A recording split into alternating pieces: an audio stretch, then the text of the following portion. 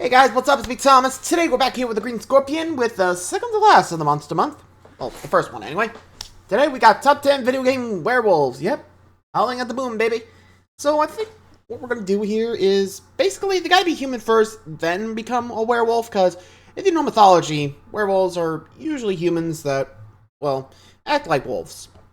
I mean, remember, no actual monsters. If I remember correctly, they just thought, you know, with them having like a certain disease, can't remember. I think it was like they had like their, I don't know. Sorry, I'm like trying to remember it, but maybe it'll come up in here. So let's check out the werewolves. Be sure to like, subscribe for more. Hope you enjoy. Here we go.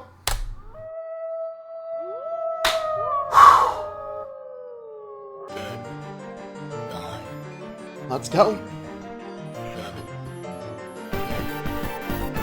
5, 4, 3, 2, 1.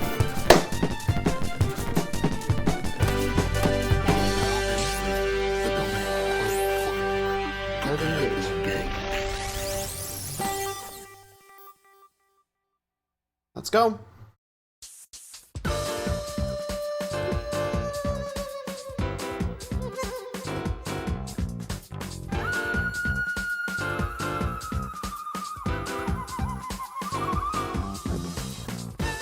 Welcome back to Monster Month, everybody. I am the Green Scorpion, and I am so excited to finally be doing this topic.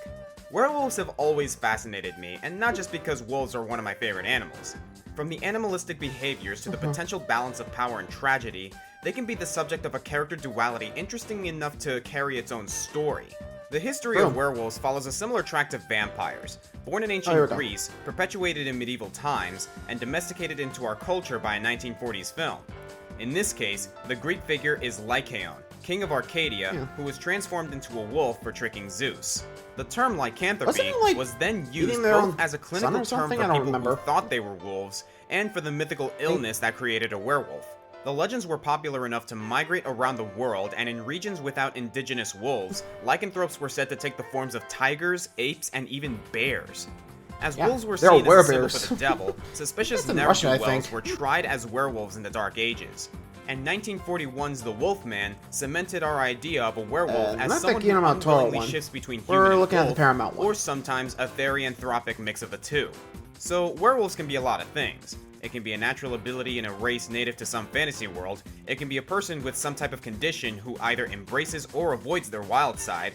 I'll even consider some non-wolf lycanthropes as long as they follow a similar theme of untamed fury.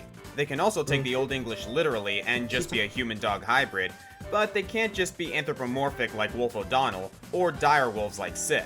Now that all that's been established, let's fetch us the top 10 werewolves in video games. Sit, stay, good audience. Just a good audience. Alright, let's see who's first up. Like Dr. Zomboss from Plants vs. Zombies, or Spooky from Pac-Man, it's time for a representative character. Yeah, that's what I'm calling it now. Representing the companions, it's Ayla the Huntress. In Skyrim, the companions are a band of mercenaries who live life on the wild side. If you can earn their trust, they'll let you join, so long as you accept one small catch. You have to become a werewolf. Well, this is a big life decision. I'm gonna need some time to... Yes! And in case you miss it the first time, hell yes! Ayla is among the first of the companions that you meet in the game, and while you spend more time with Farkas and Kodlak during your initiation, she supplies her own blood for you to drink in the ritual. Gross. And gets much more involved from there. Once you've gotten some dirt between your claws, she'll start giving you quests dealing with the Silver Hand, a dangerous group of werewolf hunters. Take care of them, and not only will Ayla offer you archery training, she'll be available as a follower and even for marriage.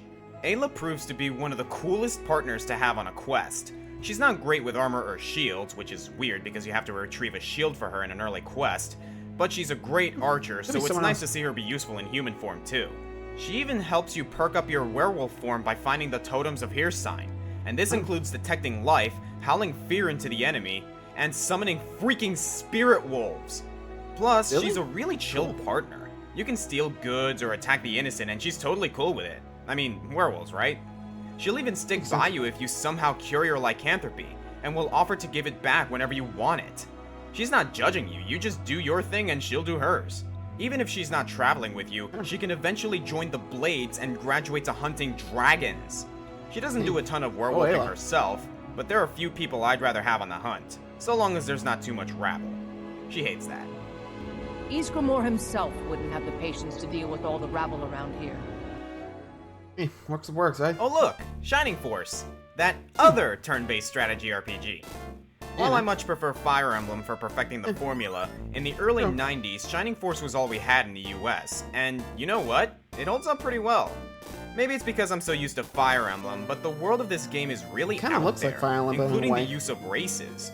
Right from the first game, well, second game technically, you got humans, elves, dwarves, centaurs, bird people, armadillo people, and in Xylo's exceptional case, a wolf person. Where Skyrim and most other games treat lycanthropy as an affliction and template it over a human or other race, Xylo is the opposite. Werewolf is just what he is, and wolf-like man. He's still a model citizen and protector of a village called Bustoke. The bad guys do slip him a rage-inducing Mickey, so there's still that angle, and everyone in town is pretty heartbroken to have to lock him up. Get some lunar dew to cure him, and he's free to go. No parole necessary. Refreshingly, there isn't really any kind of racism in this world, so no one here cares what he looks like. I, on the other hand, do care what he looks like because he looks awesome. Check out the official artwork. A tough but wise-looking white wolf augmented with clawed gauntlets. He's on my team instantly, every single time. Xylo stands tall as one of the game's best characters, which is really saying something. He runs as fast as most centaurs without the crippling penalties from rough terrain. This trait is usually reserved for archers and flying units, but unlike them, Xylo can hit like a truck and tank like a brick house. Xylo. He's invaluable from the first mission, since the next battle is littered with foliage, and he comes in nearly ready to promote into a wolf baron, with more spirit wolves. I wish all werewolves did that. He doesn't have a lot to say, that's just the nature of this game. And even in the GBA remake, he's really on the quiet side. But give him a try and you'll never regret it. Action speaks louder than words. True. So. I have some issues with Warwick. And there's League of Legends. It's not that he's not a good champion, he's been with League of Legends since launch, and is just as synonymous in the series as Ryze and Katarina. But other than lycanthropy, Warwick underwent a more gruesome transformation, an unnecessary lore change. Originally, Warwick was an alchemist involved in the biological warfare against Ionia, until Soraka the Star Child righteously cursed him into the form that reflected the cruelty of his heart. More recently, they've pulled Warwick's biography away from chemistry, instead making him a manhunter who collected human test subjects for Zaun. Now his transformation is his own doing. Singed made him a concoction that would optimize his physical might, but to finish it, it needed one last ingredient, the heart of a celestial being. The only one Warwick knew of was Soraka the Star Child, so he posed as an injured beggar to keep her off guard. His ruse failed, however, and Soraka star-called his sorry butt back to Zaun. Seriously, it was such a bad betrayal, Kalista didn't even bother marking him for vengeance. He took the uncompleted potion anyway, turning him into the Fleabag we know and love. He continues his hunt, determined to kill Soraka so that he can stabilize his new murderous powers before he completely loses control. Minor story gripes aside, the Mad Dog of Zaun is a great champion. With his tankiness and relatively simple toolkit, not to mention his low IP pricing, I highly recommend him for any new players trying to learn how to jungle. It's all about that sweet lifesteal. His passive recovers health as you attack, and his Hungering Strike is a fast swipe that restores a good chunk of health. Get him the blue buff, and he can sustain himself off jungle creeps for a long time. He'll also teach you how to gank. Blood Scent activates whenever he's near an enemy at half health or lower, locating them even in bushes and giving Warwick bonus movement speed to chase them down. They'll know you're coming when they hear that howl, but they don't necessarily know where you're coming from, and you can always turn it off for stealth mode. Warwick's great at chasing wounded baddies, and once close enough, he can activate his ultimate Infinite Duress, where he blinks to the opponent and holds them in place while he just goes to town on them. And it lasts, like, forever. Little strategy required. Just get close enough, maybe flash, press R, and then take a break to file your tax returns while you regain most of your health. Warwick never really needed much of a strategy though, did he? He doesn't have the bells and whistles of some junglers like Rengar or Zac, though that might change soon now that he's slated for a rework. But for now, the simplicity works in his favor. He hunts, he ganks. Enough said. Well, since if it ain't broke, don't fix it. Gotta love it, I guess. What do you guys think? Again, I don't know anything personally because I don't play MOBAs. Anyway. Let's make this fun. Next. I've been thinking for a long time that we need a good werewolf game. Not one where you can optionally become a werewolf, but one where the main character is a werewolf who transforms as a major mechanic. There are games that split the two when trying to do this, like Twilight Princess and Sonic Unleashed, and it worked alright as a platformer in Blood of the Werewolf, but I think the closest we've ever gotten was Castlevania Legacy of Darkness. And that's kinda sad. It's not the worst game I've ever played, certainly better than Castlevania 64, but it still suffers from chunkiness and muddy visuals like many early 3D games. That's a shame too, because I really like Cornell. Cornell hails from a tribe of cursed beastmen. While others on this list like Ayla and Warwick revel in the devastation they cause, the Beast Tribe sealed its power so that they could coexist with humanity, but accidents do happen. After the tribe tore a village apart, Cornell adopted the lone survivor, a girl named Ada, and vowing to protect her, underwent extensive training of mind and body. Not only did he gain full control over his feral urges, he broke the seal, making him the most powerful in the tribe, fast enough to break the sound barrier and even able to shoot energy blades from his claws. His tribe named him the Blue Crescent Moon for his ability to transform any time of the lunar cycle. Unfortunately, his powers also attracted Dracula's attention, and before long, Cornell was storming Castlevania to rescue a kidnapped sister. There's a lot of interesting ideas here that could have been explored on a stronger console. I mean, this is a pretty cool character design, but in-game it looks like this. He came back in Castlevania Judgment at least. Why he made the cut and not Soma, I couldn't tell you, but it was great to see Dracula him, was and he already looks in, pretty so awesome. Soma I'm was... not gonna lie though, I miss the Can't frail have two of human them, I guess. form. For a guy nicknamed Blue Crescent Moon, you'd think there'd be some blue on him. But And no, at what just point black. in Aeon's time rift did he get encased in metal? Also, who is this guy? And why does he keep coming up whenever I image search Cornell? Wait, Cornell is in Lords of Shadow? How did I not know about this? Here he's an immortal brother of light who inadvertently gave rise to the world's lycanthropes. He's absurdly strong, wields a big warhammer, and has a crazed lycan form. I guess this is a separate Cornell, since Lords of Shadow is in a different continuity, but it's definitely a version of the first character at least. Or is Cornell just a common man-beast name? I'm counting it. Not all children of the night are evil. Okay, maybe it might be the same guy, but we're not sure. I'm pretty sure I wouldn't be any good at being a world leader. If Civ 5 is any indication, it's actually pretty difficult. But I like to think I do a better job than Gen Greymane from World of Warcraft. Bless his soul, he's trying. Greymane is the king of Gilneas and one of the founding members of the Alliance of Lotharin, which united humans, dwarves, night elves, etc. against the likes of orcs and goblins. Gilneas was one of the strongest kingdoms in Azeroth, but after the Second War, Greymane decides he wanted to stay out of other nations' problems and dropped out of the Alliance. Don't do that. I mean, seriously, it's not like the Horde's just going to ignore you now. With Forsaken at the door, Greymane did what all great leaders do. Built a wall. But those walls soon became a prison for the people of Gilneas. Civil war erupted, and some druids got the bright idea to release the Worgen, which spread a vicious plague throughout the ally-less capital, and by the time the Cataclysm knocked the wall down, Gen and his people were already transformed. Now they're back in the Alliance with their new tails between their legs. Well, in Gen's defense, he was just trying to help his people, and he was being manipulated by a dragon in human form, and now we can play as Worgen, who are pretty awesome. The character really started developing in Legion, and there's a lot more about him in the novel tie-in Wolfheart. But who am I kidding, I never read that. I met him in Heroes of the Storm. MOBAs have given us a lot of transforming characters before, like Nidalee from League, but Greymane has to be one of my favorite examples. Rather than reserving one ability just for transformation, Greymane shifts mid-ability, lunging into wolf form and then rolling away back into human. You can do the ranged swashbuckling with flint and cocktails, then bare your teeth and go for the throat. He may have made some political mistakes, but the man knows how to fight. Well, actually, he's doing pretty well in politics now too. As Anduin's right-hand man, Gen's kind of the de facto leader of the Alliance now. On the flip side, Sylvanas is leading the Horde now. This war's gonna last forever, isn't it? Yep. You took my son's future. And now I've taken yours.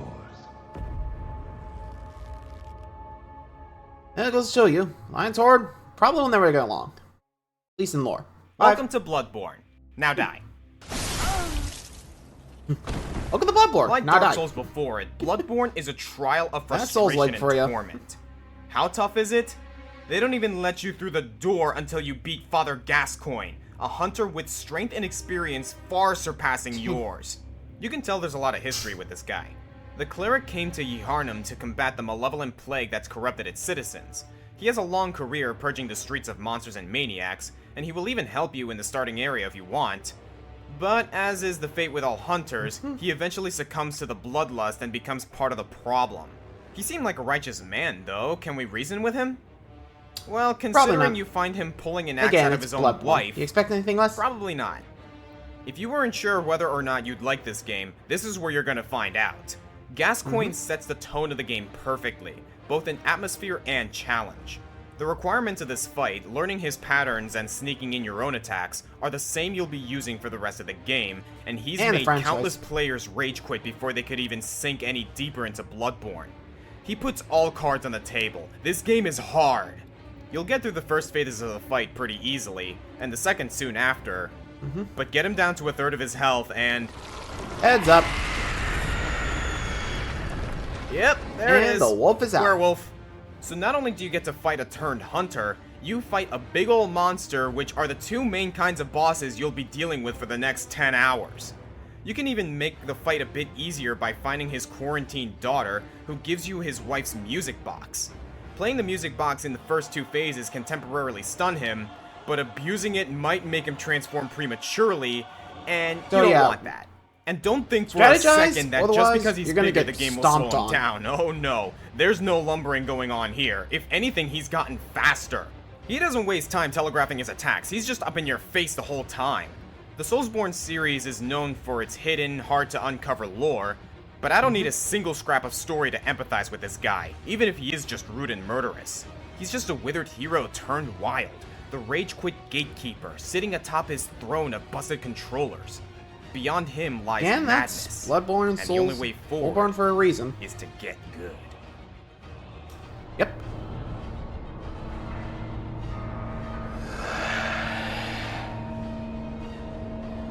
I feel bad for these guys sometimes. Next. Fire Emblem's had shape-shifting characters since the very beginning. In fact, Radiant Dawn even has its own race of wolf lagoos I could turn to. Volug or Nyala totally could have made it onto the list. But thanks to guessing Fire not. Emblem Fates, we now have one of my new favorite classes. Leader of the Wolfskin, it's Keaton the Lupine Collector. Right off the bat, I love his look. A little European medieval and a little punk rock. But like with all of my favorite characters in the series, it's in conversation where he really shines. He's friendly enough if you meet him under the right circumstances, but he can be aloof or downright bloodthirsty if something's bothering him. He's a tough guy to figure out until you realize one thing: he's literally a human dog. He tries to act disinterested, but his wagging tail betrays him whenever he smells sausage or gets his ears scratched. He's loyal to a fault, loves to play with the kids, which he'll outright deny, and in Conquest he actually gets lost and follows you home. Then there's his prized treasure collection. Dead animals, pieces of garbage, all kinds of stinky trinkets he's overjoyed to share with you. Oh, and human remains. Yep. Yeah, He's he's big eaten puppy. people. He's a wolf. But you have a sincerest vow that he won't eat you. Unless you're playing Birthright. There you see him leading his pack on Mount Garou, and he's pretty territorial. He's not without reason, though. He's willing to let Corrin pass through peaceably, but once Iago interferes and one of Keaton's friends is killed, there's no turning back. Believe me, you're going to want this guy on your side. Wolfskin are great units with excellent stats across the board. Maybe he's a little lacking in resistance and skill, but I never had too much reservation throwing him into the fray. Once he lines up with the enemy, he spikes his fur and morphs into... Whoa! the Incredible Hulk? Sorry, but that's just not what I expected his beast form to look like. Sure, he's lacking any kind of ranged option, but you won't miss it too much, especially once he promotes into a Wolfsasenior. But what in the hell does that mean? Well, fun bit of history. In the 1500s, the Bavarian Alps were overrun with wolves. The Wolfsasenior were Bavarian hermits who made a living as wolf charmers and concocted wards to keep them away. It got to the point that from 1590 to 1650, Wolfsasenior were persecuted as witches and werewolves. I'm not kidding, that's actual fact. That would also explain the ability Beastbane, making Keaton especially good at removing enemy monsters and cavalry. He's very good at foraging for base items, he regains health on odd-numbered turns like some kind of lunar cycle thing, and he eventually gets the ability Grisly Wound, which deals an automatic 20% damage to enemies after any battle. That's insane! Dang. Kaden has a lot of these qualities too, but he's a kitsune, not a werewolf. The only competitor here is Valoria, Keaton's own daughter. I like her and her design a lot too. She's Red Riding Hood and the wolf all in one, and depending on genetics, she can easily surpass her father. But Keaton ties it all together for me. And his birthday is October 30th, Mischief Night, and that must count for something.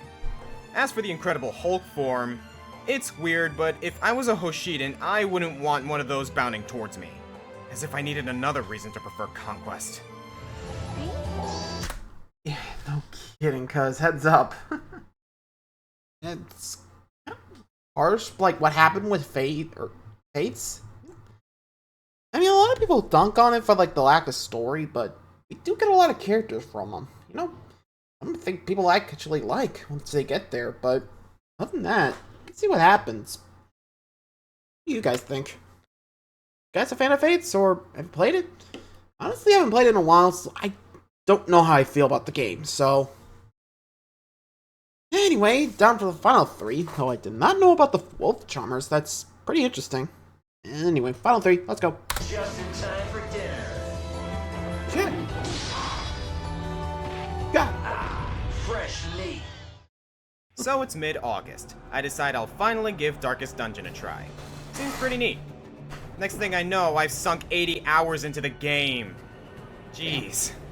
In this game, you form squads of wayward heroes to plunge the depths of your mad ancestors' estate into almost certain death. The roster consists of 15 classes, each brimming with personality and backstories similar to the likes of TF2. Among these unfortunate souls is our number 3 pick, the Abomination. This serf was cursed with eldritch blood and the ability to transform into a hideous demon. At first I was unsure about calling him a werewolf. He doesn't turn into a wolf per se, more of a horned, slightly lupine devil, but the abilities and flavor scream lycanthropy. Hated for his curse, he was beaten, bound in chains, and imprisoned for decades. His captors even branded his head with a scarlet letter so that everyone would know to detest him. He's a pretty miserable looking guy, and his unique quotes during dungeon runs can be heartbreaking at times. The Abomination has to be the strangest class in the game.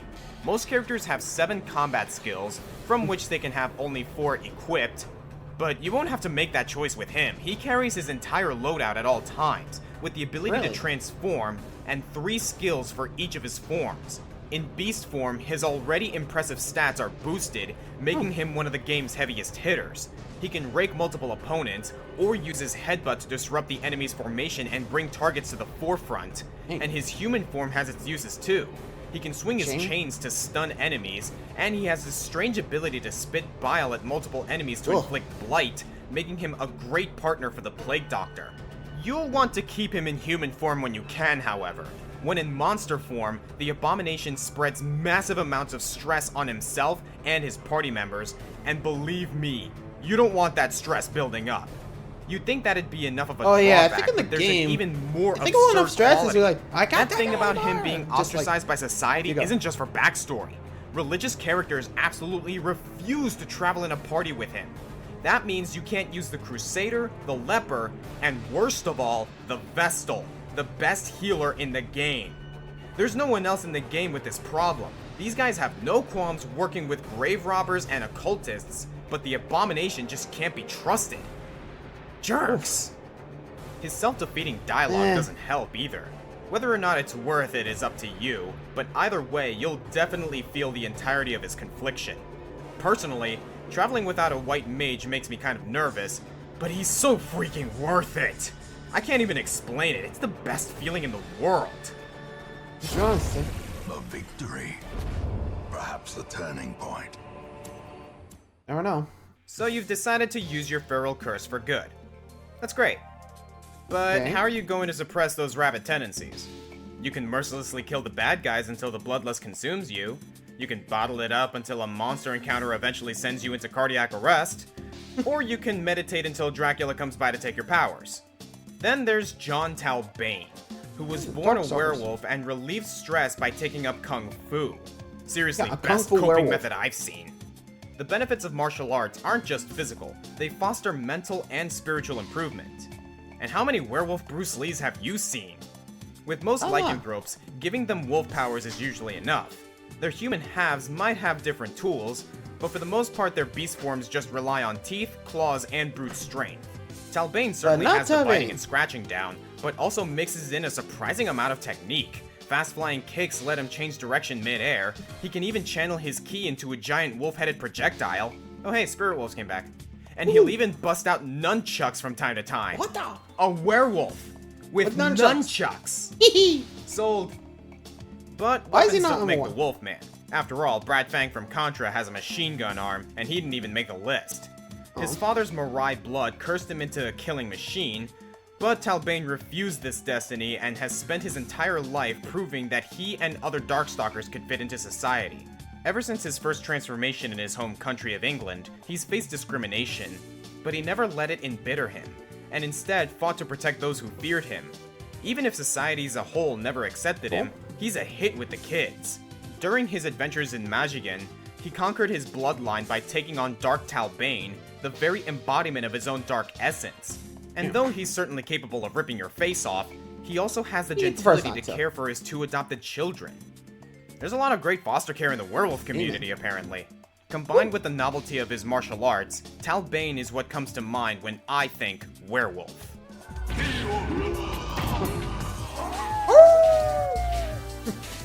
Nice. Number one. It's time for me to give credit to the most nuanced, badass werewolf in all of video games. The one and only Bigby Wolf Bigby from The Wolf Among Us. A prequel to the Fables graphic novels, this Telltale game explores the... Wait, Fables? He's based off a comic book character? But I had a whole character study planned! Oof. And this game is even canon to the books! I can't use him! Damn it! Really? Oh well. Well, it's a good thing I held on to Saberwolf. Fair enough, I guess. Sorry, Bixby. We're in sick. I gotta say, I'm not too upset, though some of you might be. Oscar, I hear you ask, why is this month bombarded with yet another Killer Instinct character? Well, my distinguished not my fault guest, they have a this lot isn't of, just like, any monster Killer characters. Instinct character Sheesh. to me. Saberwolf just happens to be my main in one of my favorite fighting games in the past decade. And the reason for that ties into both his lycanthropy and the qualities that make this game so darn good. Let's See? start from his transformation. Baron Conrad von Saberwolf, sole progeny of the conveniently named family that ran the German branch of the Monster Hunting Night Watch. But Conrad ironic. preferred the neck of a bottle to the hilt of a sword. While drunkenly exploring his newly inherited castle, he cut his hand on the fang of a taxidermy dire wolf, and that was enough to change his life forever. Conrad was never much for controlling himself around women or drugs, but now he was the life of a party that would never stop. He tried everything to cure his lycanthropy, traveling the world for cures magical or medicinal, and while his lupine form eventually shifted from quadrupedal to bipedal, he never gained any more control over his transformation. In fact, each concoction only lengthened his wolf time until he awoke one morning in horror to find that he could no longer return to humanity. Now he fights for a way out, be it through Ultra Tech or on his own. Did you know Rare used the name Saberwolf before Killer Instinct? Back when they were called Ultimate, they made an adventure game called Saberwolf for the ZX Spectrum in 1984, the first in the Saberman adventure series. In it, players guided an explorer through a jungle maze avoiding enemies, including the titular giant blue canine. It's Oh, not man. uncommon for Rare to reuse names, but I think it's possible these two might actually be the same wolf. This could have been Maybe. Conrad when he first same began color, searching for and possible I cures. could definitely see that being Maybe a those timeline strange thing, you know? mushrooms that Saberman would use. The Killer Instinct wiki does mention that he has an addiction to opiates, fungus that could make you invulnerable, reverse your controls, and alter your perception of time. The only question left is who braided his neck hair? Seriously, can Wolf Conrad even do that himself? Fast forward through the 90s Killer Instincts, including that brief period when he had cybernetic parts and lightning powers, and we get the 2013 reboot. Have I explained yet how great this game is? It takes the modern fighter scene and flips it on its head. Combos are exhilarating to learn, but the spin-out system and the chance for combo breakers keep it from being a game of rocket tag. I'm looking at you, Marvel 3. The result is a game just as strategic as Street Fighter, but much more aggressive. So here's my point. Saberwolf, thematically, is the best character to embody the unique style of this game. It's savage, it's fast, even the zoners operate with frantic speed. You can't just sit and watch what your opponent's going to do. You have to be proactive. And it's the rushdowns like Saberwolf that set the pace. You gotta rush in there before they rush you. You're not allowed to stop. You will get mauled. Playing Saberwolf looks and feels like a crazed frenzy.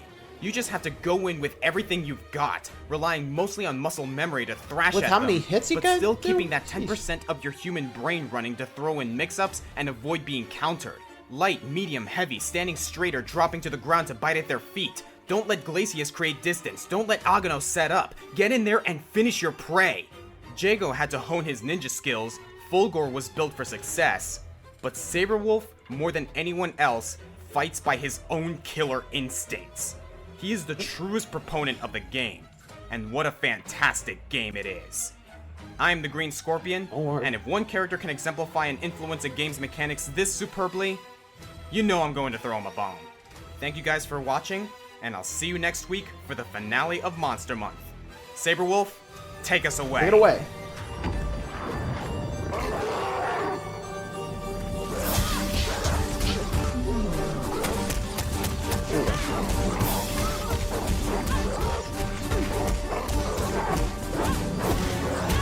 Hey, what the? Just gonna let it play out.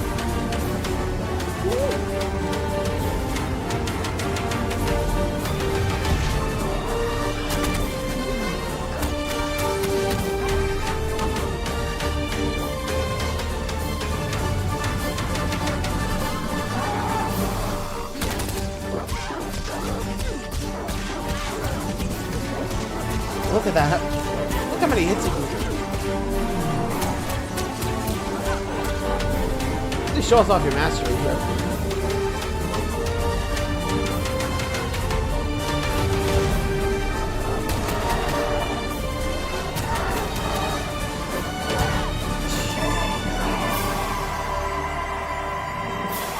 $155 hits. You gotta admit, that is nuts. Well, anyway, let me know what you guys think of that one. Until next time, like Scott for more. Adios.